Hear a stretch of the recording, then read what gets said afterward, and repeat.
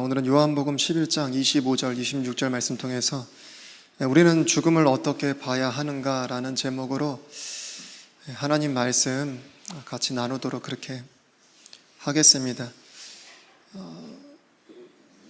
우리가 이제 이번 주간에 죽음을 목도했기 때문에 좀 죽음에 대해서 함께 나누는 것이 좋겠다, 그런 생각을 이번 주 중에 소식을 듣고 그렇게 정했습니다. 여러분, 많은 사람들이 기도하셨지만 다 죽음에 이른다는 사실을 알아요. 네, 그럼에도 불구하고 이렇게 죽음을 의식하면서 이렇게 살지는 잘 않는 것 같아요. 그러나 우리 주님께서는 우리가 죽음을 의식하고 살아가기를 원하십니다. 우리 전도서 7장 2절 3절에 보면요, 애곡하는 집에 가는 것이 잔치집에 가는 것보다 나으니 이는 그것이 모든 사람의 끝이기 때문이라. 살아있는 자는 그것을 자기 마음에 두리라. 슬픔이 웃음보다 나으니 이는 얼굴의 슬픔으로 인하여 마음이 더 나아지기 때문이라. 주님이 장례식 가는 게요, 결혼식이나 잔치집 가는 것보다 훨씬 낫다고 하십니다. 마음이 나아진대요. 그것을 마음에 둔답니다. 그 말은 뒤집어서 보면 뭐예요? 사람들이 죽음 자체를 애초에 마음에 두지를 않는다는 얘기입니다. 여러분, 오는 데 순서 있죠? 가는 데 순서 없죠? 아무래도 장례식장을 가면서 우리 주영이가 그런 얘기를 하더라고요. 작년 코로나 때 그 예방접종을 맞으면서 그 주영이 친구가 죽었습니다. 그래서 이번 장례식장에서 한 성도님이 그런 얘기 하시더라고요. 회사에서 이제 아이가 갓 태어나는 그런 젊은 사람이었는데 그냥 밥 먹다가 심장마비로 죽었답니다. 그런 이야기들을 제가 저희 청년들 회사에서도 종종 듣습니다. 30대, 40대인데 갑자기 돌연사하는 겁니다. 학생이건 어린아이건 갓 태어난 생명이건 상관없이, 이런 관점에서 보면 죽음이라는 거는 우리가 죽음을 맞이한다라고 보기보다 그냥 죽음이 닥쳐온다, 이렇게 참 볼 수 있는 것 같아요. 누구도 피할 수 없는 그렇게 죽음이 닥쳐오는 겁니다, 우리에게. 근데 아무도 예비하지 않는다는 거예요. 아무도 마음에 두지 않는다는 겁니다. 그러니까 자꾸 우리의 마음이 어떻게 해이해지고 높아지고 더러워지는 거 아니겠어요? 근데 우리가 죽음이라는 것을 의식하고 살아가게 되면 마음이 좀 더 깨끗해지고 준비되어지고 풀어지지 아니하고 예비되지 않겠냐는 것이죠. 여러분, 주님이 오늘 말씀하시는 거예요. 그렇듯 죽음을 의식하며 살아가는 거 모든 면에서 유익하다는 겁니다. 여러분, 사실 우리가 자꾸 죽음을 외면하고 싶어도요, 우리 어제 현이 생일이어서 이렇게 생일 파티를 잠깐 했는데 공부 끝나고, 여러분, 생일이 알려주는 게 뭐예요? 너는 축복 가운데 태어난 거야, 이거 알려주는 거예요? 한번 따라하겠습니다. 죽음이 1년 가까이 왔다. 우리 현이는 1년 죽음이 가까워진 상태입니다, 어제부로. 여러분, 죽음이라는 거는요, 하나님께서 모든 사람에게 정하신 거예요. 히브리서 9장 27절 잘 아시죠? 한 번 죽는 것은 사람들에게 정해진 것이요 이것 뒤에는 심판이 있나니. 어떻게 정해진 거예요? 아담의 죄로 말미암아 어떻게 해요? 이 세상에 죄라는 게 들어왔어요. 그래서 모든 사람이 죄를 짓게 됐고, 그러므로 말미암아 모든 사람이 어떻게 됐어요? 사망에 이르게 됐어요. 로마서 6장 23절이었나요? 죄의 삭시 뭐예요? 사망이거든요.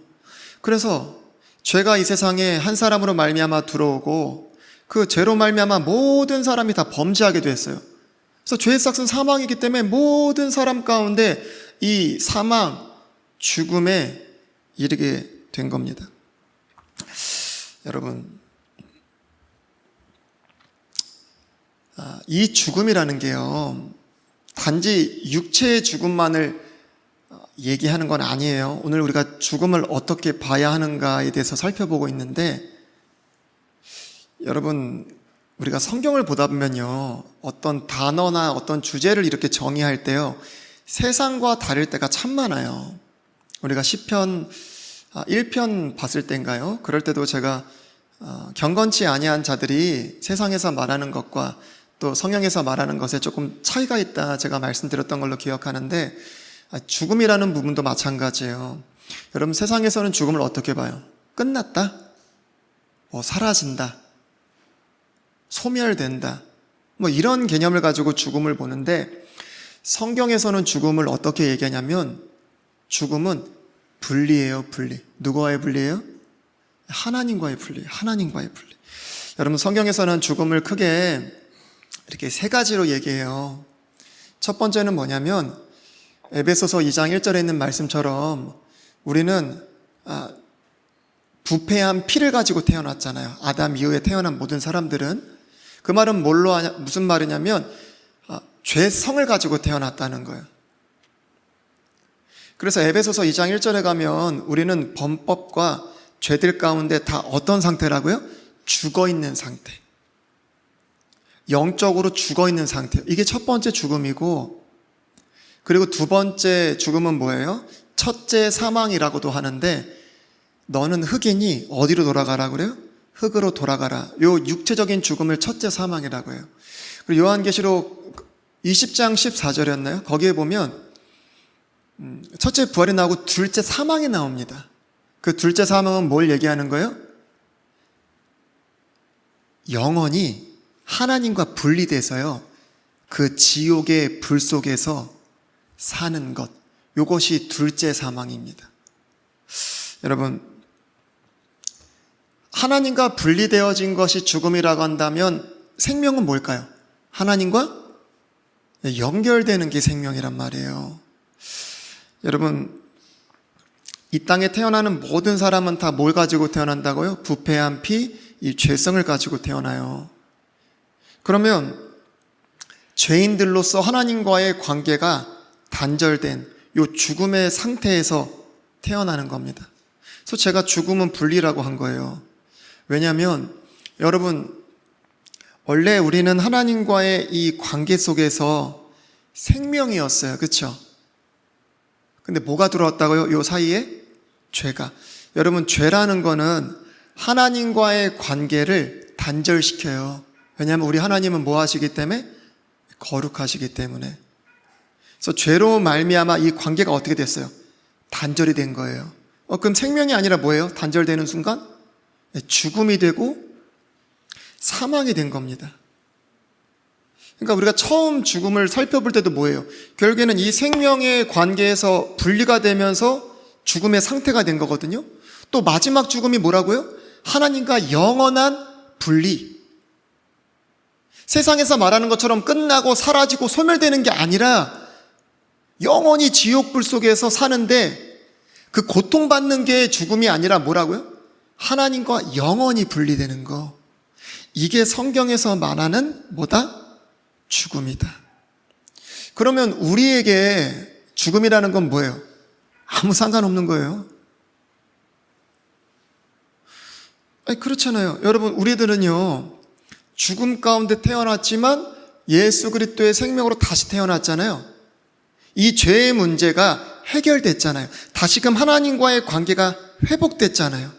다시 한 영이 되고 그리스도와 한 몸이 되고 완전히 주와 결합해버렸단 말이에요, 우리는. 그럼 죽음이 뭐라고요? 분리. 근데 우리는 생명으로 다시 완전 하나가 돼버렸단 말이에요. 그럼 우리에게 죽음이란 건 뭐예요? 아무것도 아닌 거예요. 이런 질문을 할 수 있겠죠. 목사님, 우리도 죽잖아요. 그래서 제가 죽음의 의미가 뭔지를, 성경에서 말하는 죽음의 의미가 뭔지를 그래서 설명한 거예요, 제가. 여러분,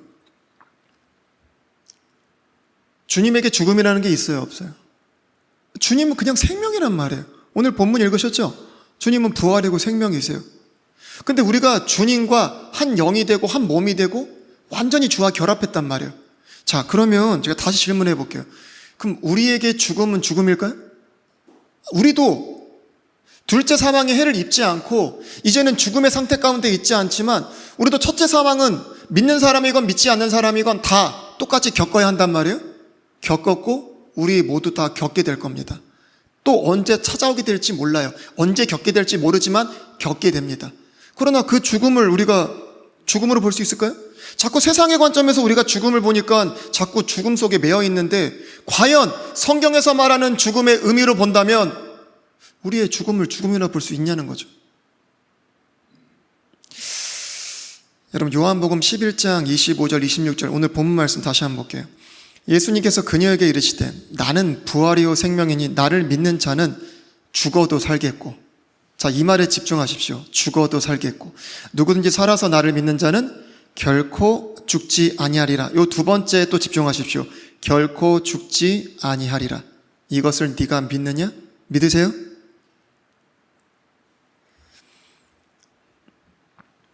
여러분 죽어도 산다고 주님 말씀하세요. 아니 무슨 표현일까요? 무슨 뜻일까요?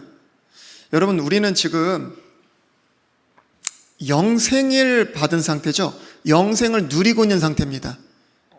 죽어도 산다. 여러분 죽음이 분명 우리에게 찾아옵니다. 근데 그 죽음이라는 것이 영생을 막을 수 있어요? 가로막을 수 있어요? 방해할 수 있어요? 상관할 수 있어요? 아무 상관이 없다는 거예요. 이 죽음이 영생을 가로막지 못하고 상관하지 못한다는 겁니다. 그러니까 어떻게 보면은 이 영생이 유지되는 데 있어서 이 죽음은 아무것도 못한다는 얘기예요. 그게 뭐예요? 죽어도 산다는 거예요.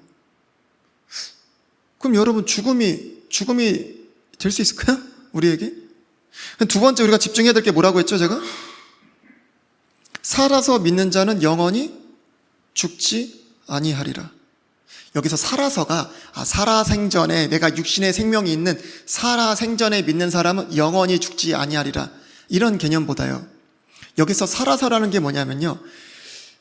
예수 그리스도를 믿지 않은 모든 사람들, 생명으로 결합되지 않은 모든 사람들은 다 어떤 상태예요? 다 죽어있는 상태, 살아있는 상태가 아니란 말이에요. 근데 우리는 예수 그리스도의 생명으로 말미암아 다 어떤 상태예요? 살아있는 상태죠. 그게 살아서예요. 그러니까 그 예수 그리스도의 생명으로 지금 살아있는 모든 자들은 영원히 죽지 아니한다. 주님께서 하신 이 말씀에 죽음이라는 게 대입될 수 있나요? 안 된다는 거예요. 여러분 사람들은요 자꾸 어떤 시간이나 조건에 따라서 이 영생을 바라보는 시각이 좀 달라지는 것 같아요. 여러분 우리가 지금 읽었던 본문 요한복음 11장에 주님께서 이 하신 말씀의 배경이 뭐냐면 여러분 마르다 마리아 아시죠? 그 오라버니가 있어요. 그 이름 누구죠? 생각 안 나시죠? 나사로. 여러분 나사로가요 죽었어요. 아시죠? 근데 이제 예수님이 그가 죽고 나서 오셨거든요. 근데 이제 마르다, 마리아 둘 다 똑같이 예수님에게 말씀을 드리는데 뭐라고 하냐면 예수님이 계셨더라면, 마리아도 예수님이 계셨더라면 우리 오라비 나사로가 이 죽음과는 상관이 없었을 텐데, 이러한 우문에 우리 예수님께서 뭐라고 대답하신 거예요? 나는 부활이요, 나는 생명이다, 이렇게 말씀하시는 거예요. 그러니까 나는 부활이다, 나는 생명이다. 여러분 물론 이 마르다도요 예수님이 이렇게 다시 오실 때 그 오라비의 몸이 다시 부활할 것이라는 믿음이 있었단 말이에요. 그런데 중요한 거는 이 마르다 마리아는 뭐예요? 예수님이 다시 오실 때의 그 조건에서는 분명히 부활이고 생명인데 지금 조건과 지금 시간에서만큼은 생명과 부활이 아니라고 보는 겁니다. 그래서 주님이 말씀하신 거예요. 네가 믿으면 영광을 보리라. 나는 부활이고 생명이야. 주님은 뭐라고 말씀하셨냐면 내가 부활을 주는 자야, 내가 생명을 주는 자야, 이렇게 말씀 안 하신 거예요. 그렇다면 계셨더라면이 한편으로 이해도 돼요. 내가 부활을 주는 자야, 생명을 주는 자야. 그러셨다면, 계셨더라면 이 이해가 되는데, 주님 뭐라고 말씀하셨어요? 나는 그냥 부활이야, 생명이야. 시간과 조건과 상관없이 생명이라는 거예요.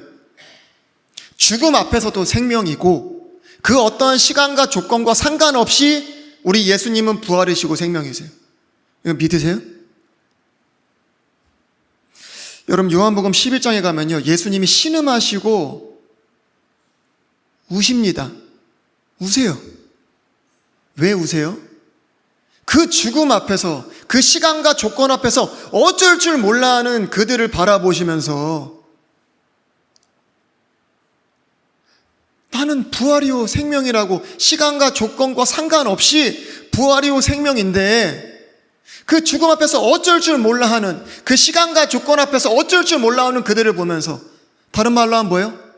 왜 부활이요 생명인 나를 믿지 않냐? 왜 나를 믿지 않냐? 왜 그 시간과 조건에서 그 영원한 생명을 주셨음에도 불구하고 그 영생을 달리 보냐? 거기에 마음 아파하시고 우신 겁니다. 여러분, 우리는 예수님과 하나 된 자들이죠. 예수 그리스도의 생명 안에서 발견된 자들입니다. 여러분, 우리는 죽음 어떻게 봐야 될까요? 이 죽음을 어떻게 봐야 될까요? 이 비유가 적절한지는 잘 모르겠어요. 그러나 문득 생각이 나더라고요. 여러분, 예수님 승천하실 때를 한번 생각해 보세요. 직접 보신 건 아니겠지만, 여러분, 예수님 승천하실 때 어때요? 어때요? 너무 멋있지. 그렇잖아요. 하늘 붕 하고 올라가시는데 얼마나 멋져요.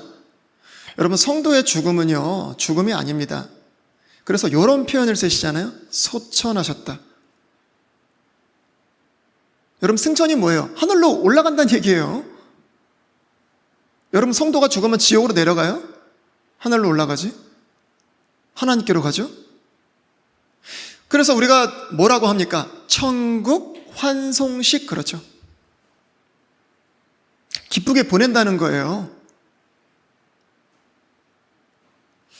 여러분, 예수님은 물론 몸까지도 영광스러운 몸으로 이렇게 변하셔서 올라가셨지만, 우리의 몸은 예수님이 다시 오실 때 다시 깨어서 영광스러운 몸으로 변화될 겁니다. 그래서 저는 참 이 죽음이라는 표현을요, 성경에서 잠잔다라고 하는 게 참 너무 적절하다 싶어요. 영생이라는 것 자체의 이 죽음이 아무것도 아니잖아요. 잠잔다, 이런 표현이 참 너무나 적절하고 멋있다. 여러분, 성도가 죽으면요, 바로 하늘로 승천합니다. 그래서 우리는 그 모습을 보이지는 않지만 그렇게 기쁨으로 어떻게 해요? 환송할 수 있는 거죠. 환송 잔치를 할 수 있는 겁니다. 천국 환송 잔치. 예수님의 승천을 보시면서 안타깝고 아쉬울 수 있죠. 제가 그것까지 부인하는 게 아닙니다. 그러나 우리가 그 죽음을 어떻게 봐야 되는가? 예수님의 승천으로 볼 수 있다라는 거예요. 제가 왜 이런 설교를 준비했을까요? 제가 이번에 우리 홍희석 권사님이 하나님의 부름을 받아 가셨을 때에 그 소식을 듣자마자 이 설교를 내가 준비해야 되겠다, 그런 생각을 마음에 가지고 있었습니다. 제가 뜬금없이 이런 설교를 준비한 게 아닙니다. 늘 제 마음에 있었던 사실 부분입니다. 여러분, 많은 사람들이요, 이렇게 장례식장에 가면요, 믿는 사람들 가운데서도 자꾸 성도의 죽음을 죽음 가운데서 자꾸 보려고 해요. 죽음 가운데서. 그리고 시간도요, 현재가 아닌 자꾸 과거 가운데 이렇게 보려고 합니다. 그래서 안 그러시는 분도 많지만 또 많은 분들이 앞에 고자를 붙여서 고 누구 아니면 고인이라는 말을 이렇게 쓰는데, 저는 그 표현을 굉장히 싫어합니다. 여러분, 마태복음 22장 32절에 한번 볼까요? 나는 아브라함의 하나님이요 이삭의 하나님이요 야곱의 하나님이니라 하셨으니 하나님은 죽은 자의 하나님이 아니요 산 자의 하나님이시니라 하시매. 아브라함은 분명히 오래전에 죽었고 이삭은 분명히 오래전에 죽었습니다. 야곱도 분명히 오래전에 죽었는데 하나님께서 그들이 죽은 뒤에 그들의 언약을 기억하시면서 나는 아브라함의 하나님, 나는 이삭의 하나님, 나는 야곱의 하나님이라고 할 때 그들 분명히 죽은 자입니다. 이거는 부활을 믿지 않는 사두개인들을 향해서 주님이 하셨던 말씀인데, 여러분, 우리 하나님 죽은 자의 하나님이에요? 산 자의 하나님이시잖아요. 죽은 자들의 이름을 부르시는 게 아닙니다. 옛날에 그 아브라함의 하나님이 아니라 지금도 현재 살아있는 그 아브라함의 하나님, 그 이삭의 하나님, 그 야곱의 하나님이라는 거예요. 그래서 저는 성도의 죽음을 죽음 가운데서 바라볼 게 아니라요, 그냥 수동적으로 맞이할 게 아니라 어떻게 보면 능동적으로 예수 그리스도의 생명 가운데서 성도의 죽음을 바라볼 수 있어야 된다. 과거가 아니라 현재의 시점에서 바라볼 수 있어야 된다. 오늘 아까 최만 선생님도 기도하실 때 이사란 이런 표현을 쓰셨는데, 저는 과거를 추억하고 지난 일들을 기억하고 추억하는 거 아름다운 일이고 좋은 일이에요. 저는 그것보다도 더 궁금한 게 뭐냐면, 지금 뭐 하실까? 민건사님 만나셔서 하이파이브 하고 계시겠지? 얼마나 행복하실까? 얼마나 좋으실까? 민건사님하고 여기 계실 땐 그렇게 친하지 않으셨는데 거기서는 절친이 되셨겠지.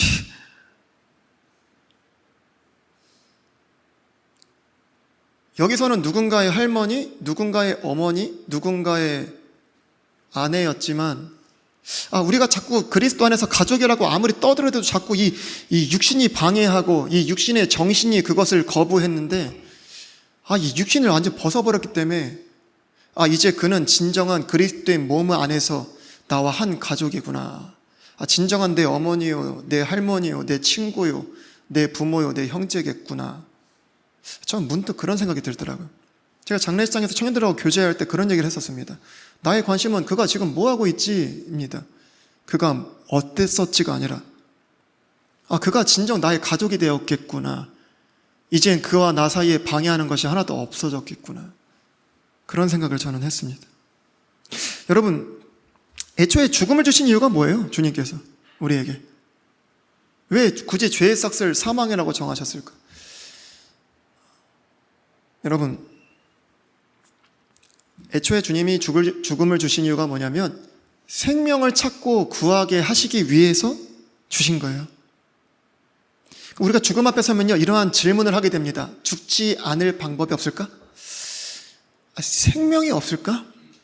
그래서 수많은 사람들이 영생을 찾고 구하지 않았습니까? 진시황이 불로초를 구했고, 수많은 선인들이 돌을 닦으면서 영약을 만들고, 또 연단술이 발전하지 않았습니까? 이 죽음은요, 생명을 찾게 해요. 그러니까 죽음이라는 것 자체가 죄가 뭔지를 가르쳐 주시기도 해요. 죄가 어떠한 놈인지, 죄의 싹이 뭔지, 죄가 잘하면 어떻게 되는지를 가르쳐 주시기도 하지만, 또 한 가지는 뭐예요? 죄는 생명을 찾게 하시는 주님의 놀라운 은혜의 손길이라는 사실이에요. 저는 이 사실을 어디서 발견했냐면 요한복음 4장 목마름에서 발견했습니다. 여러분, 사람에게 목마름이 있어요. 같은 원리로 목마름 왜 주셨을까요? 영원히 목마르지 않는 물을 찾게 하시기 위해서. 여러분, 요한복음 4장 13절 15절에 가면요, 예수님이 사마리아 여인을 만나세요. 자, 예수님께서 그녀에게 대답하여 이르시되 누구든지 이 물을 마시는 자는 다시 목마르려니와 누구든지 내가 줄 물을 마시는 자는 결코 목마르지 아니하리니 내가 줄 물은 그 사람 속에서 솟아나는 우물이 되어 영존하는 생명에 이르게 하리라. 여자가 그분께 이르되 선생님이요, 이 물을 내게 주사 내가 목마르지 않게 하시고 또 여기로 물 기르러 오지도 않게 하옵소서. 우리는 뭐만 하면 돼요? 그들은 이미 죽음 가운데서, 목마름 가운데서 이 물을 찾고 있단 말이에요. 이 생명을 찾고 있단 말이에요. 우리는 그 물을 주기만 하면 돼요. 생명을 제시하기만 하면 됩니다. 그러면 그들이 뭐라고 했어요? 다시는 물 길러 오지 않을 수 있겠구나. 그런 지혜가 있는 자들은 그 물을 마실 겁니다. 그 생명을 움켜 잡을 거예요. 여러분, 우리는 이렇게 항상 죽음 가운데서 뭘 봐야 돼요? 생명. 이거를 볼 수 있는 게 진짜 복음이란 말이에요. 저는 많은 장례를 치렀지만, 또 장례를 많이 봤지만, 장례는 슬퍼할 일이 아니다. 장례는 축하해 주어야 할 일이다. 여러분, 많은 사람들이 장례에서 이런 얘기를 해요. 호상과 악상. 악상이라는 보통 얘기를 잘 하지는 않지만, 왜냐하면 보통 세상에서 악상이라는 거는 뭐예요? 부모보다 자식이 먼저 죽음을 맞이할 때, 그럴 때 보통 악상이라고 하고, 호상은 뭐예요? 복을 많이 받고 오래 살다가 죽음을 맞이하는 분들에 대해서 호상이다, 그렇게 얘기를 해요. 근데 우리가 사실 성경에서 모든 걸 봐야 되잖아요. 진짜 호상이 뭘까요? 여러분, 순교한 사람들 성경에 많은데 예수님의 제자였던 야고보는요, 호상이에요, 악상이에요? 제마쌤, 호상이에요, 악상이에요? 분명히 제가 장담하는데 야고보는 부모님보다 먼저 죽었을 겁니다. 친내자 요한은요, 부모님보다 먼저 죽었을 겁니다. 호상이에요, 악상이에요? 네? 악상이라고요? 세상에서는 악상. 집사님에게 호상이에요, 악상이에요? 호상이죠. 잘 죽었다, 야고보. 호상이에요, 저희한테는. 여러분, 성경에서 악상이라는 거는요, 죽음 가운데 태어나서 죽은 상태로 살다가 영원히 하나님과 분리된 죽음에서 영혼을 계속해서 유지하는 것, 그게 악상이에요. 호상은 짧게 죽냐, 이런 게 중요한 게 아니에요. 호상이라는 거는요, 비록 죽음에서 태어났지만, 죽음 가운데 살았지만, 예수 그리스도의 생명으로 말미암아 다시는 죽음과는 상관이 없게 된 상태에서 죽음조차도 이 영생을 어떻게 할 수 없는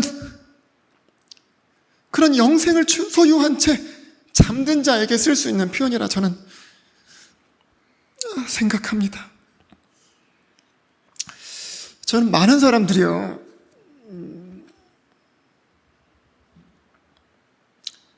죽은 뒤에 뒷북치는 사람이 너무 많다고 생각해요. 왜 장례에 화려하게 하는 줄 아세요? 믿는 사람이가 믿지 않는 사람이가 뒷북치는 거예요.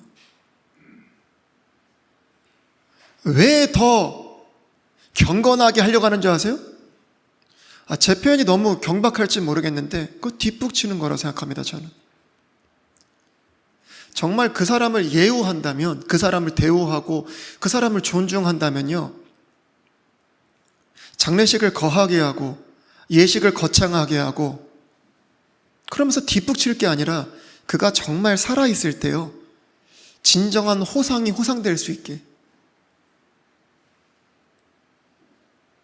그가 하나님 앞에 설 준비를 시켜주는 게 그 사람을 정말 사랑하고요, 그 사람을 정말 존중하는 겁니다. 여러분, 그가 어떻게 죽었냐, 얼마나 살다 죽었냐, 그런 게 중요한 게 아니라 하나님 앞에 설 수 있도록 책망하고 바로 세워주는 거, 그게 진정한 그를 사랑하고 대우하는 겁니다. 여러분,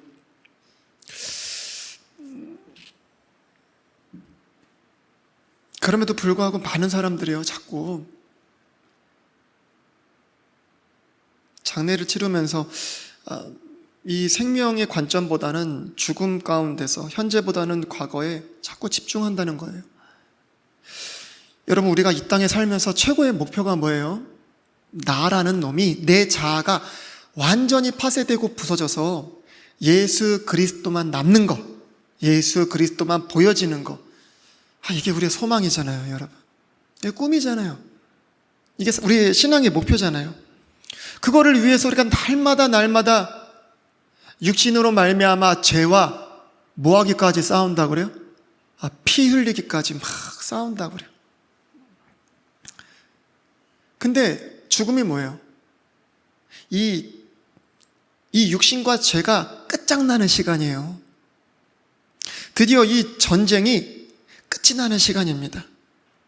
이 육신으로 말미암아 두 주인을 섬기며 괴로워하고 고통하고 후회하며 그렇게 살았던 모든 시간이 끝나는 시간입니다.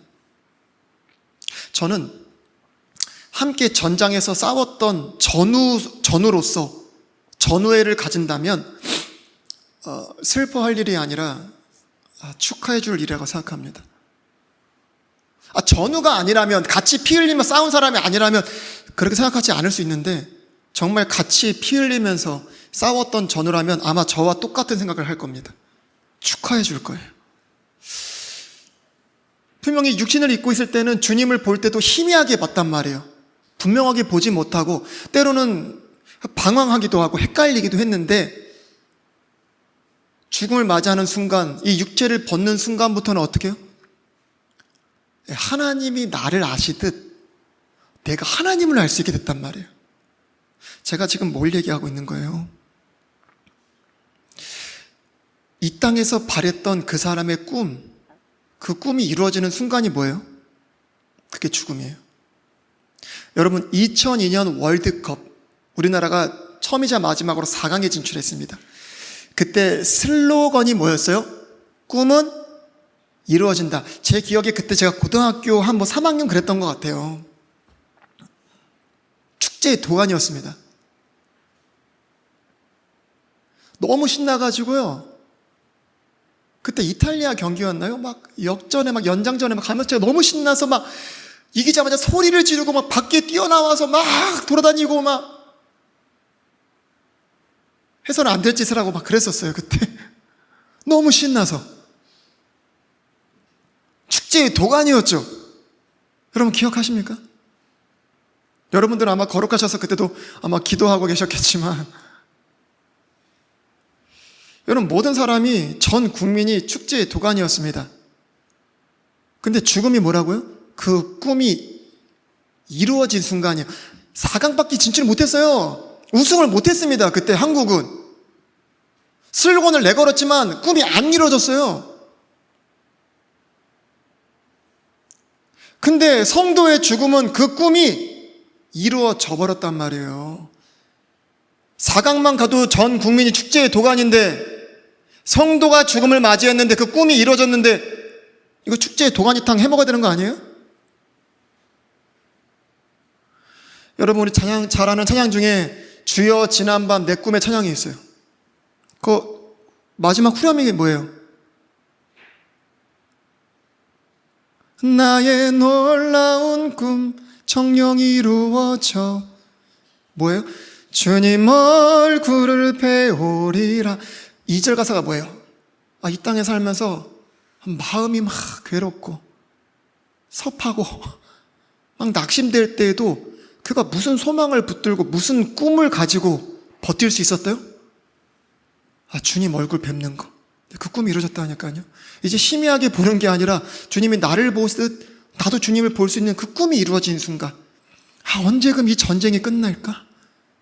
언제쯤 내가 정말 주님 닮은 모습으로, 누가 형제를 미워하고 싶겠어요?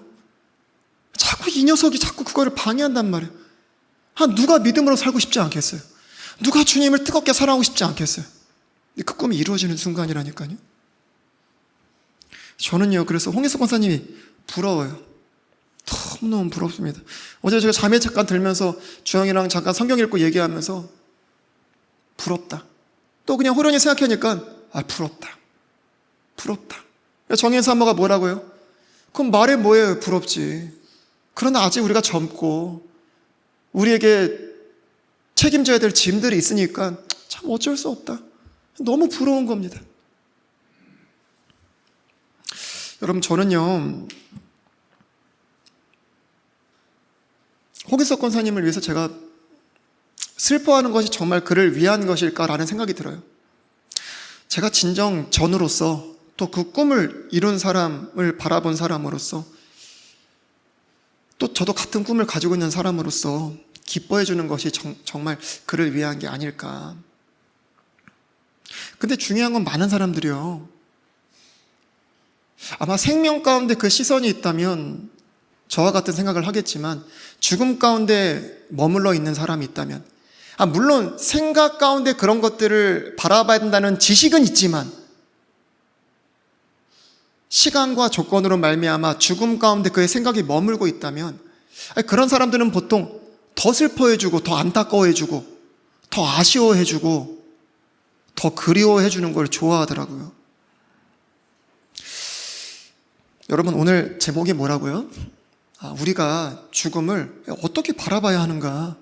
세상에서 말하듯 죽음은 끝나는 거, 소멸되는 거, 사라지는 거, 그런 거 아니에요. 죽음은 뭐다? 하나님과 분리다. 그런 관점에서 우리에게 죽음이라는 것, 그건 아무것도 아닙니다.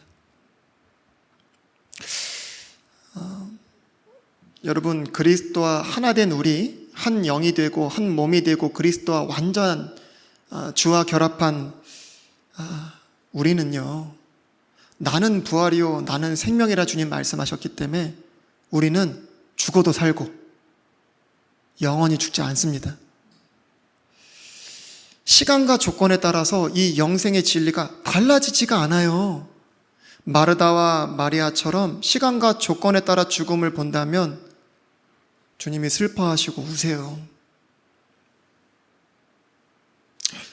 그러니까 우리는 죽음이라는 것을 어떻게 바라봐야 돼요? 시간과 조건과 상관없이, 죽음과 상관없이 생명 안에서 바라보고 부활 안에서 바라봐야 된다. 여러분, 제가 장례하는 것 자체에 대해서 얘기하는 게 아닙니다. 여러분, 장례를 치르는 거는요, 부모에 대한 공경이고 효예요. 이거는 율법을 지키는 것보다 더 앞선 것이고 더 중요한 겁니다. 이거는 자식으로 된 도리고 이건 너무너무나 중요한 거예요. 그리고 우리의 육신의 약함과 우리 마음의 연약함이 있지 않습니까? 헤어짐, 이별이라는 고통은 참 쓰고 아프고 괴로운 거예요. 저는 그거를 외면하거나 부인하고 싶은 마음이 조금도 없습니다. 그러나 죽음 가운데서 우리가 죽음을 바라보잖아요? 과거 가운데서 그 죽음을 바라보잖아요? 위로받기 어렵습니다. 우리의 허전한 마음이 채움받기가 참 쉽지 않아요. 오히려 제가 지금 말씀드린 대로 복음 안에서, 생명 안에서, 부활 안에서 이 죽음을 바라보고 맞이할 수 있을 때 오히려 우리의 아프고 무너진 마음이 일으켜 세워지고 회복될 수 있고 치유될 수 있고 위로될 수 있고 하나님의 충만한 기쁨으로 채워질 수 있다는 사실을 오늘 말씀 통해 제가 말씀드리고 싶은 거예요. 제가 마지막으로 한 가지만 좀 더 말씀드릴게요. 저희 교회는 입관 예배나 또 발인 예배나 또 이렇게 장지에 가서 드리는 하간 예배 같은 걸 잘 드리지 않잖아요. 여러분, 성경에는요, 이러한 장례 예식들이 없습니다. 그러니까 성경에 장례 예식 자체가 안 나온다, 그런 개념이 아니라 우리나라에서 지금 하고 있는 그런 예식들이 성경에 나타난 건 아니라는 거예요. 그리고 성경에서 예식이 있다고 해서 그 예식을 우리가 해야 되는 것도 사실 아닙니다. 유대인의 전통에 따라서 예식이 있다고 그 예식을 우리가 해야 되는 것도 아닙니다. 주님이 그런 말씀 하신 적도 없어요, 사실. 오히려 주님은 누가복음에서 제자가 되기 위한 비용에 대해서 말씀하실 때도요, 우선순위에 대해서 말씀하셨죠. 아버지가 죽는다, 아버지의 장례를 치른다, 어떤 이런 것보다도요, 항상 우선이 되어야 되는 건 뭐예요? 복음을 전하는 거다. 그러니까 항상 주님은 우선순위에 대해서는 말씀하셨지만 어떤 식으로 어떻게 장례를 치러야 된다, 그렇게 말씀하신 적이 없습니다. 오히려 어떤 것들이 정말 죽음 앞에서 그 사람을 존중하고 위로하는 것인지, 예후하는 것인지, 어떤 것이 정말 우리의 마음과 아픔을 위로할 수 있는지, 또 우리가 어떻게 죽음을 바라보고 대해야 되는지 성경적으로 본다면 오늘 우리가 살펴본 대로 하는 것이 주님이 민망히 여기시거나 우시는 것이 아니라 기뻐하실 수 있는 부분임을 우리가 말씀을 통해서 확인하지 않았습니까? 우리 주님은 왜냐하면 죽은 자의 하나님이 아니라 산 자의 하나님이시기 때문에. 여러분, 지금 한국에서 하고 있는 이런 기독교 장례 예식 같은 거는요, 그냥 사람들의 전통에 불과하다고 저는 생각을 해요. 저는 오히려 한국에서 하고 있는 그런 전통 장례 예식들이요, 사실 여러분 한국이 하고 있었던 전통 장례 예식에 기독교 예식이라는 그냥 껍데기만 뒤집어 씌운 것밖에 사실 안 되거든요. 그 모든 장례 예식의 절차를 사실 간소화해도 되는데 그냥 그 예식 그대로 하면서 기독교라는 어떤 그냥 그 폼만 이렇게 껍데기만 뒤집어 씌운 거죠, 사실. 근데 저는 제 개인적인 생각입니다만, 저는 오히려 그런 사람들의 전통과 그런 기독교적 어떤 예식이요, 우리가 죽음을 어떻게 봐야 된다고요? 생명 가운데 바라봐야 되는데 오히려 죽음 가운데 머물게 한다. 우리의 관점과 생각이 과거에 죽음 가운데 머물게 하는 것을 오히려 도와주고 있지는 않나. 문득 저는 그런 생각이 들더라고요. 이미 그 사람은 하나님 앞에 갔습니다. 여러분, 우리가 죽는 순간요, 우리의 영과 혼은 이미 주님께로 벌써 가 있어요. 순식간에 가 있습니다. 근데 시체를 이렇게 앞에다 놓고 무슨 예배를 드리죠? 이미 그는 주님 앞에 가 있음에도 불구하고 그 시신을 운구하면서 천국 가는 길에 뭐 이렇게 이미 갔다니까요. 근데 뭘 이렇게 조심스럽게 들면서 천국 가는 길에 이렇게 하면서 무슨 예배를 제가 드려야 될까요? 이미 그는 없는데 그 장지에 가서 그 묻기 전에, 때로는 화장터에서 태우기 전에 무슨 예배를 드려야 될까요? 여러분, 한번 곰곰이 한번 생각해 보세요. 그게 과연 생명 가운데서 죽음을 바라보게 하는지, 오히려 그 전통들이 과거의 죽음 가운데 오히려 더 슬픔 가운데 머물게 하고 있는 건 아닌지. 여러분, 우리나라 장례 예식 말고요, 미국이나 다른 나라의 장례 예식들을 보면요, 오히려 소망 가운데, 생명 가운데 죽음을 바라보게 하는 그런 장례 예식들도 많습니다. 저는 그런 예식들로 좀 바뀌면 좋겠다, 그런 생각이 들어요. 근데 우리나라 장례 예식은 그렇지 않다라는 생각이 저는 좀 드는데, 쉽게 바뀔 수는 없겠죠. 여러분, 때로는 참 좋은 전통들은 저는 존중해야 된다고 생각을 하고, 바울도 그렇게 얘기했었습니다. 그러나 상식적이지 않고요, 오히려 복음으로 사는 것을 해치는 부분들에 대해서는요, 그런 전통들을 우리 예수님은 깨부셨어요. 여러분, 예수님은 안식일을 마치 일부러 어기신 것 같아요. 그리고 빵 먹기 전에 뭐 해야 돼요? 기도도 해야 되는데 그 사람들의 그 명령과 그 장로들의 유전에 보면은 손을 깨끗이 씻는단 말이에요. 그리고 요한의 제자들도 그랬지만 그들은 막 금식을 했어요. 근데 그들이 예수님을 향해서 뭐라고요? 예수님의 제자들은 왜 안식일을 범하죠? 예수님은 왜 안식일을 범하세요? 예수님의 제자들은 왜 빵을 먹을 때 손을 안 씻으세요? 예수님의 제자들은 요한의 제자도 금식하는데 왜 금식 안 해요? 근데 여러분, 상식적으로 조금 생각해 보면요, 참 맞지 않는 말이라는 것을 주님이 설명을 하기 시작하세요. 너네 아브라함으로부터 받은 그 할례, 그거 하려고 안식일에 할례 행하잖아. 너네 안식일에 구덩이에 양이 빠지면 양 구하잖아. 입으로 들어가는 게 사람을 더럽게 하는 거야? 아니, 입에서 나오는 게 사람을 더럽게 하는 거거든? 너희 마음에 있는 게 참 더러운 거거든? 그 신랑하고 함께 했는데 왜 금식해?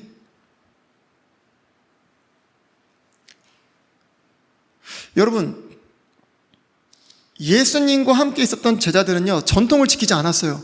그들이 예수님의 제자들을 볼 때는 아이고 전통도 모르는 무식한 놈들, 예의도 모르는 무식한 놈들, 이렇게 했을 수 있어요. 그러나 예수님과 함께 있었던 그 제자들은 전통은 지키지 않았지만, 사람들의 명령은 지키지 않았지만 예수님과 함께 있으면서 자유했습니다. 그 참 복음으로 기뻐했어요. 그들은 무시했지만, 제자들이 예수님에게 와서 뭐라 한지 아세요? 그렇게 설명하고 나섰더니, 예수님, 저들이 실족한 거 아세요? 안다. 그냥 둬라.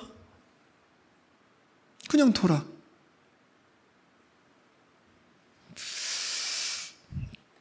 저의 이런 믿음과 생각이 전통을 중요시하고 예를 여기는 사람들한테는 그렇게 전통도 모르는 무식한 놈들이라 보일 수 있다고 생각해요. 그러나 저는 그런 전통들이요, 오히려 상식에 맞지 않고요.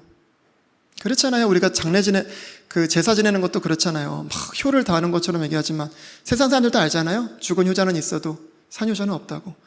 그렇게 제사밥 열심히 챙기면 매일같이 챙겨야지. 그 1년에 한 3번 챙기면 그 배고파 살겠어요? 상식에 맞지 않는 겁니다.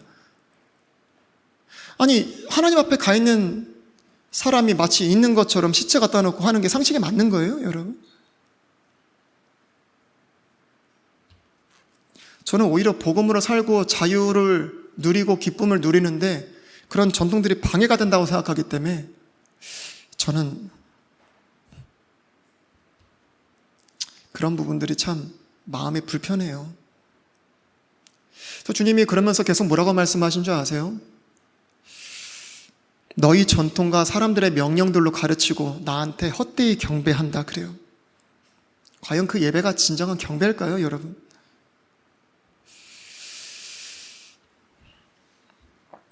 예수님은 분명하게 말씀하셨어요. 사람들은 복음보다도 은혜보다도 뭘 더 좋아해요? 율법을 좋아하고 예법을 좋아하고 사람들의 전통을 더 좋아한다는 거예요. 저는 우리 교회 성도님들만큼은 그러지 않았으면 좋겠어요.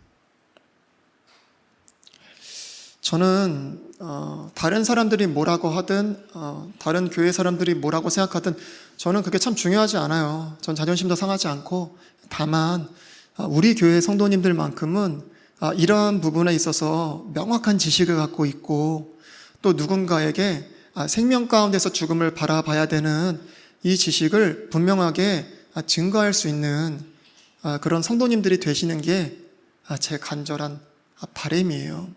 그렇지 않을 때는 속상할 수는 있을 것 같아요.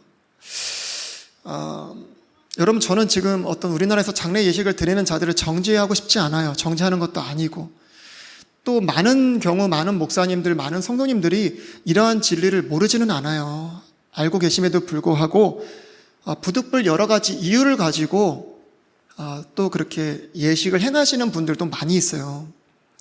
예컨대